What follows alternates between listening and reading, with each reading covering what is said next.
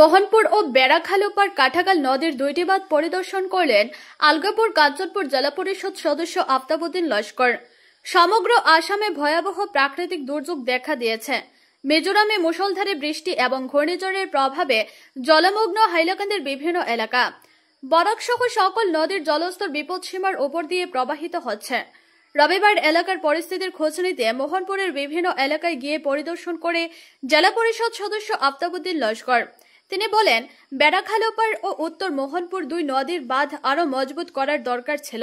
বর্তমানে আরো একটু যদি জল বাড়তে থাকে তাহলে ওই দুই বাঁধও ভেঙে গোটা উত্তর হাইলাকান্দি প্লাবিত হতে পারে।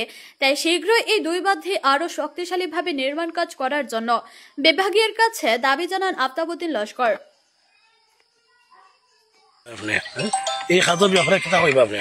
এই খাজর ব্যাপারে আমরা তো একটা ডাইলেমা পড়ে গেছি। ইঞ্জিনিয়ারদের জিজ্ঞাসা করলাম এটা রিপেয়ারিং ওয়ার্ক না ফ্রেশ ওয়ার্ক। ইঞ্জিনিয়ার কোনো রিপ্লাই দিলাম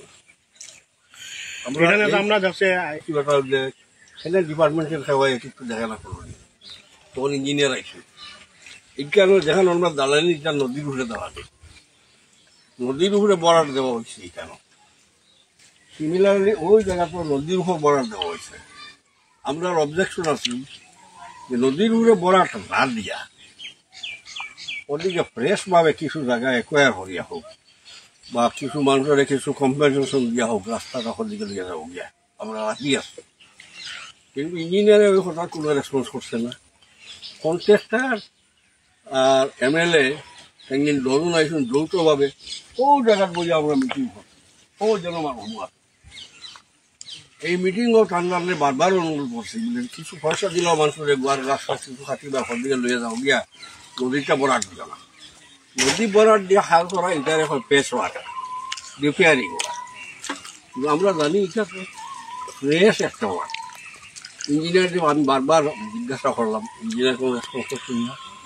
যখন আমি বললাম আপনি ডিসপ্লে বুকটা আসবো কি জান লাগে কেন লাগে জানো, তখন আমি দৌড়ে গিয়া কারণ গাড়ি টুকছি না। এখন এই অবস্থায় এই যে ফ্রেশ ওয়ার্ক যেটা না করিয়া তাই রিপেয়ারিং ওয়ার্ক করছেন, রিপেয়ারিং ওয়ার্কের লঞ্জিভিটি কতটুকু আছে এটা বুঝতাম পারি গেল, টেকনিক্যালি এটা কতটুকু এলাও তাও বুঝতাম পারি গেল।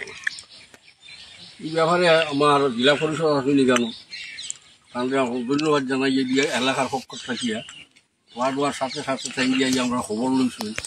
বিশেষ করে বাংনি যে জায়গা ইলেকশন যে জায়গা আছে কিওর নাওর খবর লয় তাহলে ধন্যবাদ জানাইয়া।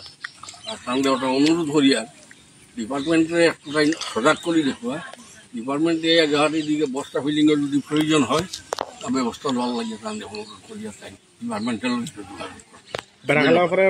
না। দেখুন, আমি তো আসার আগেও আমি ইঞ্জিনিয়ারের সাথে যোগাযোগ করছি। ইঞ্জিনিয়ার কইছে যে মনপুর যেগুলো আছে এখন পর্যন্ত কোনো প্রবলেম নাই। আর এখন থেকে আর মানে এই আমরা এখন যেখানে দাঁড়িয়ে আছি এখানে ধরো গিয়া যেভাবে জল বাড়ে হয়তো বিকাল অবধি এখানে সই সই অবস্থা হয়ে যাব গিয়া। আর আমি ইঞ্জিনিয়ারকে ইয়ে কইব যাতে জিও ব্যাগ যদি মানে জলের মানে মাত্রা বেশি বাড়ি যায় সে জিও ব্যাগ দিয়ে এটা প্রোটেকশন করার লাগে যাতে জলটা না ঢুকে। আর খাস তো যেটা হয়েছে যদি আরো ভালো হবে, যেভাবে পয়সা আসলো তো ওইভাবে খাওয়া হয়েছে না। আজকে কোটি কোটি টাকা গভর্নমেন্টে দিচ্ছে কিন্তু এই হিসাবে খাওয়া হয়েছে না। আজকে যেভাবে খাওয়া হয়েছে এখানে গুণগত মানও অত ভালো নয়। এটা হয়তো মানে জিও ব্যাগ দিচ্ছেন তারা 3 লাইন 4 লাইন মানুষের হয়েছেন, এটা জিও ব্যাগ আরো বেশি টেলাছিল। আজকে মানে যেভাবে জল বাড়ে বা যেভাবে জলের স্পিড এটা তো মানে পারমানেন্টলি মানে কোনো সলিউশন নাই, এটা ভাঙতে পারে আর কি। এর লাগে আমরা অনুরোধ করবো যাতে যদি মানে আর জল বাড়ে তাহলে জিও ব্যাগ দিয়া যাতে প্রোটেকশন দেওয়া হয়। আচ্ছা, আমরা দেশে যে এটা তো হইল গিয়া গভর্নমেন্টে যে টাকা দিছে ফার্স্ট কামও যেটা মানে প্রোটেকশন যেটা দিছে বা ফার্স্ট কামও যেটা কাজ করছে এর চেয়েও বেশি মানে টাকা দিচ্ছে। এইগুলো এর চেয়ে বেশি টাকা দিচ্ছে। ফার্স্ট কাম এই যেটা অত ভালোভাবে কাজ হয়েছে এটা মাত্র 10 কোটি টাকা আসলো, কিন্তু এইগুলো কত কোটি টাকা দিচ্ছে? 13 কোটি টাকার উপরে 13 কোটি টাকার উপরে দিচ্ছে। আর এটা তো বেশি জায়গা নাই, যে কোনো যে জায়গা কাজ করা হয়েছে অত বেশি জায়গা নাই তো, না না 300 মিটার 400 মিটার 500 মিটার ওই জায়গা আজকে 13 কোটি টাকা দিয়া সবটাই মিলিয়া কি মানে 1 কিলোমিটার মানে হইব কি 2 কিলোমিটার হইব। আজকে 13 কোটি টাকা দিয়া 2 কিলোমিটার ভালোভাবে কাজ করে না, ভালোভাবে আজকে প্রোটেকশন দেয় না, মানুষ জল আবার করে আতঙ্কিত। আজকে আমরা হয়েছে খবর নেবার আমরা তো ভাবছি জল আর বাড়িলে মানে আমরা পুরা বহিয়ার অঞ্চল আলগাপুর অঞ্চল পুরা জলের প্লাবিত হয়ে যাব গিয়া। এর লাগে আজ দেখছি এখন আপাতত মানে চলবো যদি জল আর বাড়ে তাহলে তো এই যেটা দেখানোর উপর আছে আমরা বিকাল অব্দি বাড়লে মোটামুটি ওই অবস্থা হয়ে যাবো গিয়া।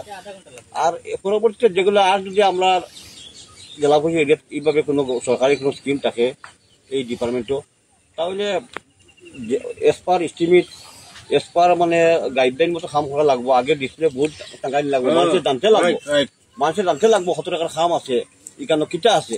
ডিসপ্লে বোর্ড লাগাইলে তখন দেখা যায় এখানে 8 কিলো কিটা আছে, জিওবে কিটা আছে। বাকি যেগুলো মানে আজকাল তো টেকনিক্যাল মানে সবকিছু মানে টেকনোলজি যুগ, এর লাগে মানে সবকিছু মানুষের দেখতে পারবো, ওই হিসাবে খাওয়া হইব। মানুষ এখানে সচেতন আছে, কিন্তু এই যে গভর্নমেন্টের দেওয়ার পয়সা এইভাবে নাই। আজকে যেটা নারায়ণপুর অঞ্চলের যে ঘটনাটা হয়েছে মানুষের প্রতিকার করার কারণে আজকে একটা ছেলের জেলা নেওয়া হয়েছে, এটা তো একটা লজ্জাজনক কথা। এটা খাস ভালো করার লাগে, খাস ভালো করার লাগে তারা গাঁয়ের মানুষের প্রতিবাদ করছেন, রাস্তা নষ্ট হয়ে যায়, রাস্তা মাটি দিবার প্রতিবাদ করছেন জায়গা বেশি। কিন্তু আজকে একটা ছেলেরে মানে জেলা নেবো হয়েছে, আরো কয়েকজন বিভিন্ন কেসে দোকান হয়েছে, এটাকে চলতো না। এইভাবে যদি পুলিশ বয় দেখাইয়া পুলিশ প্রোটেকশন মানে পুলিশের বয় দেখাইয়া না আর কোনো খাদ্য ইন্টারভা করা হয়, তাহলে এটা ভয়ানক কাণ্ড হইব আলগাপুর। এটা কোনো অবস্থাতে আমরা মানি